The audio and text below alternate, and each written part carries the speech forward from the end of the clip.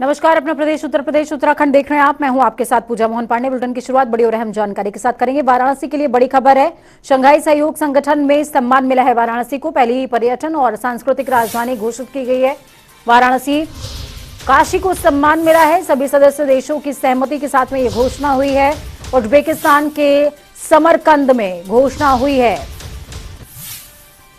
तो बेहद बड़ी और अहम जानकारी आपको दे रहे हैं। सभी सदस्य देशों ने इस घोषणा को लेकर सहमति जताई, उसके बाद घोषणा हुई है।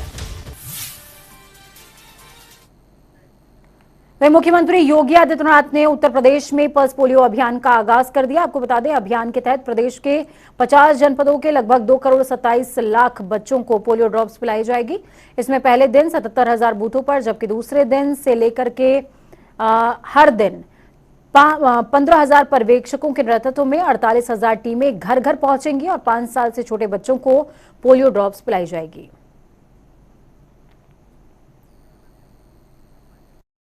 पोलियो एक संक्रामक बीमारी है,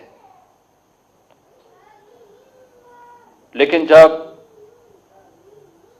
सामूहिक रूप से प्रयास होते हैं तो उसका भी हम समाधान निकाल लेते हैं।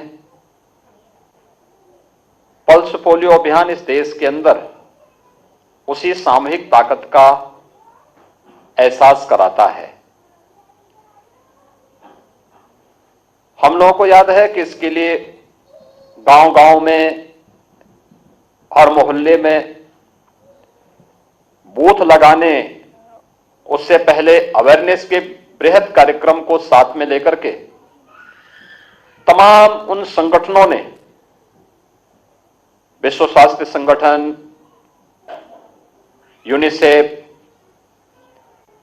विभिन्न स्वयंसेवी संगठनों ने स्वास्थ्य विभाग के साथ जब सहभागी बनकर के इस कार्यक्रम को सफलता की नई ऊंचाइयों तक पहुंचाया, तो उसके परिणाम भी हम सबके सामने हैं। विगत 12 वर्ष से उत्तर प्रदेश के अंदर कोई भी पोलियो से संबंधित मामला देखने को नहीं मिला। लोकतांत्रिक व्यवस्था में स्वास्थ्य के प्रति भारत की जागरूकता और भारत की सफलता की एक नई कहानी कहता है कि लोकतांत्रिक मूल्यों और आदर्शों के साथ जीते हुए। तो 19 सितंबर से विधानसभा सत्र का आगाज हो रहा है। उससे पहले रविवार को सर्वदलीय बैठक संपन्न हुई। बैठक में विधानसभा अध्यक्ष सतीश महाना और मुख्यमंत्री योगी आदित्यनाथ, संसदीय कार्य मंत्री सुरेश खन्ना भी मौजूद रहे। साथ ही सभी विपक्षी सहयोगी दलों के नेता भी शामिल हुए। बीएसपी से उमाशंकर सिंह, सुभाषपा की अगर बात करें, बेदीराम, समाजवादी पार्टी की तरफ से मनोज पांडे बैठक का हिस्सा थे और इस दौरान सत्र को निर्बाध तरीके से चलाने पर सहमति बनी है। साथ में तमाम विपक्षियों को अपने सवाल पूछने का पूरा समय दिया जाएगा, इस बात पर भी सहमति बनी है। सबसे बड़ी अहम बात यह रही कि एक दिन महिलाओं के लिए सुनिश्चित किया गया है। जो भी महिला सदस्य होंगे उनको बोलने का मौका मिलेगा। वो तारीख होगी 22। देखिए, सरकार की तरफ से यह अपेक्षा की गई कि सदन चलाने में विपक्ष सहयोग करे। विपक्ष सदैव इस विषय में सकारात्मक रुख रहा। विपक्ष तो चाहता है ज्यादा से ज्यादा सदन चले। आज प्रदेश में बड़े ज्वलंत मुद्दे हैं, जनहित के मुद्दे हैं, गरीबी है, महंगाई है, बेरोजगारी है, सूखे से प्रभावित किसान हैं, उनके एरिया हैं। वहीं कुछ एरिया उत्तर प्रदेश के बाढ़ से भी प्रभावित हैं। हेल्थ की व्यवस्था चरमरा गई है, महिला अपराध बढ़े हैं और विपक्ष चाहता है कि इसमें सकारात्मक चर्चा हो। और हमारे पार्टी के वरिष्ठ नेता और वरिष्ठ सदस्य ने कार्य मंत्रणा में भी इस बात को उठाई है कि सदन कम से कम 10 दिन चलाया जाए। विधानसभा का मानसून सत्र कल से होना प्रस्तावित है। हमारे अत्यंत लोकप्रिय तथा पुराने सदस्य श्री अरविंद गिरी जी का निधन हो गया।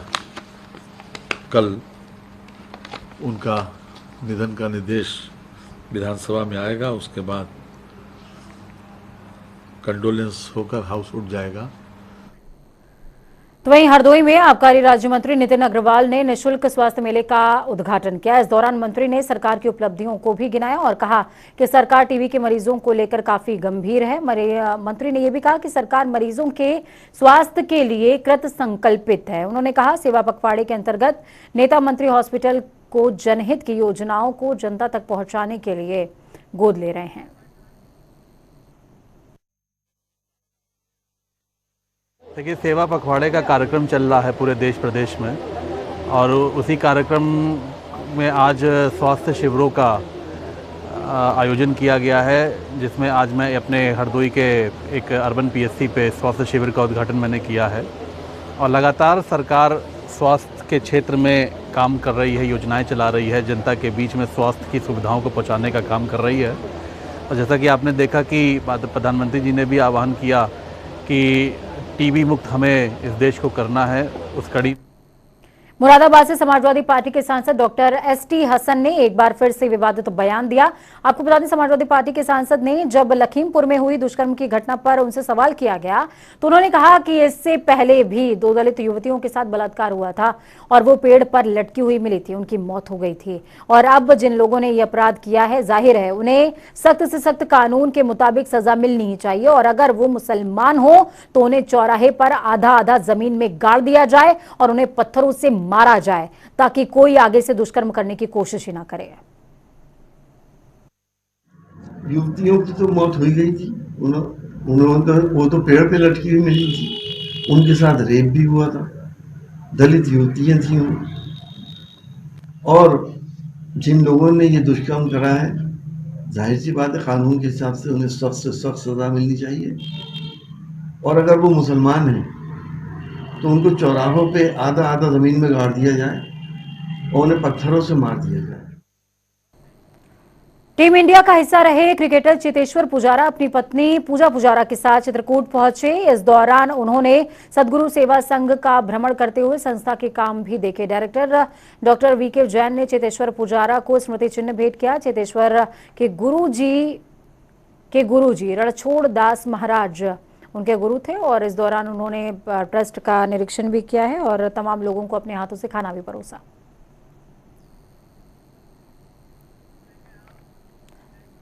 दारुल उलूम देवबंद की उत्तर प्रदेश में चल रही मदरसा सर्वे को लेकर बड़ी बैठक खत्म हो चुकी थी और बैठक में दारुल उलूम ने सरकार के मदरसा सर्वे को समर्थन दिया है। इसके बाद यूपी में मदरसा सर्वे पर हो रही राजनीति कम होने की उम्मीद की जा रही है। साथ ही ओवैसी के बयान पर भी अब 2 टूक देवबंद ने जवाब दिया है। दारुल उलूम ने बैठक में साफ कर दिया कि सरकारी जमीन पर अगर मदरसे बने हैं तो वो गैर कानूनी है, उन्हें हटा दिया जाना चाहिए।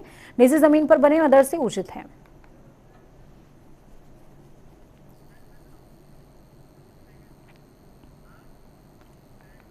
लखनऊ समेत कई जगहों पर 20 सफर को बड़ी शान से 72 शहीदों के चहल्लुम का जुलूस निकाला गया। आपको बता दें कि कोरोना महामारी के 2 साल के बाद चहल्लुम मनाया जा रहा है। हजारों की तादाद में जायरीनों ने जुलूस में शिरकत करी है, जिसको देखते हुए पहले से ही बड़ी तादाद में सुरक्षा व्यवस्था के कड़े इंतजाम किए गए थे और चप्पे चप्पे पर पुलिस ने पैनी निगाह बनाई हुई थी। तस्वीरें आपको 4 दिखा रहे हैं अयोध्या, लखनऊ, अलीगढ़ और गाजियाबाद की। निषाद पार्टी के राष्ट्रीय अध्यक्ष और यूपी के कैबिनेट मंत्री डॉक्टर संजय कुमार निषाद एटा पहुंचे। इस दौरान कैबिनेट मंत्री ने पार्टी कार्यकर्ताओं को संबोधित किया। इस दौरान निषाद ने सपा बसपा कांग्रेस पार्टी पर निशाना साधा। कहा कि पूर्व की सरकारों ने निषाद समाज के शिक्षा के स्तर को गिराने का काम किया। मुगल शासक अंग्रेजों और बसपा सपा कांग्रेस ने हमारे समाज के शिक्षा के स्तर को गिराया है। अब रावण राज खत्म हो चुका है, अब राम राज्य है। हमारा मामला मझवार गांव तुरैया खरवार खरोट कोली शिल्पकार तरमाली फांसी नाम से समूह में एक अनुसूचित जाति की सूची में हम सूचीबद्ध हैं। इनकी पुकारो नामों को, उपनामों को, इनके जो है सरनेम थे उनको पिछड़ी में डालकर बर्बाद किया। हम ऑलरेडी जब अनुसूचित जाति में नोटिफिकेशन है राष्ट्रपति के द्वारा, हमारा नाम पिछड़ी में डालना ही गैर संवैधानिक था। फिर ये नाटक करते रहे हम शामिल करेंगे, बहन जी उस पर स्टे लेती रही। 30 सालों तक इन जातियों को लटकू राम बनाकर इनकी नौकरियों को झटका गया। तो वहीं आपको बता दें कि हरिद्वार में कौर कॉलेज में UETR के पहले वार्षिक उत्सव को बड़ी धूमधाम से मनाया गया। कॉलेज में कई रंगारंग कार्यक्रम प्रस्तुत किए गए, जिसमें कैबिनेट मंत्री प्रेमचंद अग्रवाल ने भी शिरकत करी, तो वहीं कुमार विश्वास की कविताओं ने कार्यक्रम में समा बांध दिया। इस दौरान प्रेमचंद अग्रवाल ने कहा कि कौर कॉलेज के संस्थापक JC जैन को जन्मदिन की शुभकामनाएं देता हूं। कुमार विश्वास के अंतर्राष्ट्रीय स्तर पर एक अलग ही छवि है। 75वीं वर्षगांठ की निश्चित रूप से एक बहुत कम ऐसे लोगों के जीवन में क्षण आते हैं, तो इस नाते में उनकी मेरी बहुत शुभकामनाएं हैं। और कुमार विश्वास जो पूरे अंतर्राष्ट्रीय जगत में जिनकी एक अपनी छवि है और जिस प्रकार से वो अपनी बातों को रखते हैं, स्वाभाविक रूप से आज उन्होंने देशभक्ति के बारे में, देशी चीज़ के बारे में और राम को जिस प्रकार से लोगों ने एक काल्पनिक विषय के रूप में जो प्रकट किया, उस पर जो आक्षेप किया और उनके ऊपर जो टिप्पणी की, अब वो ये उनका अपनी कला भी है और समझने और समझाने का तरीका भी है। कुमार तो वहीं रोज हजारों की तादाद में श्रद्धालु यमुनोत्री और गंगोत्री धाम के दर्शन के लिए देश विदेश से आ रहे हैं। बरसात में चार धाम यात्रा को सुगम और सुरक्षित बनाना उत्तरकाशी पुलिस के लिए काफी चुनौतीपूर्ण हो रहा है। आपको बता दें कि लगातार बारिश के बीच भूस्खलन और लैंडस्लाइडिंग कई स्थानों पर बीच बीच में मार्ग अवरुद्ध हो जाता है, समस्याएं आती हैं। ऐसे में विपरीत मौसम में श्रद्धालुओं की सुरक्षा में सभी जवानों को अलर्ट मोड पर रखा गया है। सुरक्षित यात्रा के निर्देश दिए गए हैं, जिस पर सभी जवान खरे उतरने की कोशिश कर रहे हैं और पूरे दिन बारिश, भूस्खलन और तमाम हालातों को देखते हुए श्रद्धालुओं को सुरक्षित यात्रा कराने की कोशिश भी की जा रही है। उत्तरकाशी पुलिस के जवानों के इस सेवा, सुरक्षा और समर्पण भाव की बाहर से आने वाले श्रद्धालु जमकर तारीफ भी कर रहे हैं।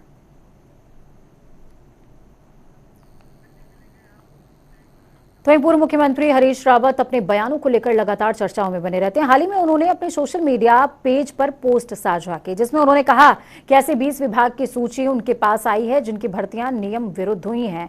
ऐसे में हरीश रावत की पोस्ट पर बीजेपी प्रदेश प्रवक्ता विपिन कैंथोला ने तंज कसते हुए कहा कि हरीश रावत सुर्खियां बटोरने के लिए अपने सोशल मीडिया अकाउंट पर अनर्गल बयानबाजी करते हैं। उनका कहना है कि हरीश रावत बिना तथ्यों के आधार पर लोगों की कही बातों में आ जाया करते हैं।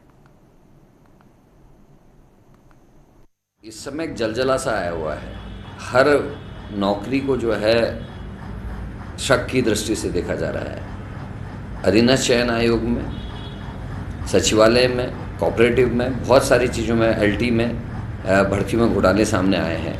और जो सबसे दुर्भाग्यपूर्ण है, जो लोकतंत्र का मंदिर है विधानसभा, उसमें जिन लोगों को जनता ने चुन के भेजा, जिनको विशेषाधिकार मिले जनता की वजह से।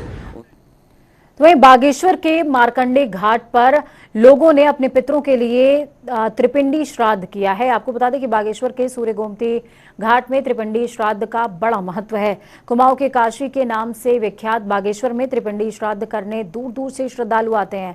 हिंदू धर्म में पितरों की आत्मा की शांति के लिए पितृपक्ष में श्राद्ध और तर्पण का विधान हमेशा से रहा है।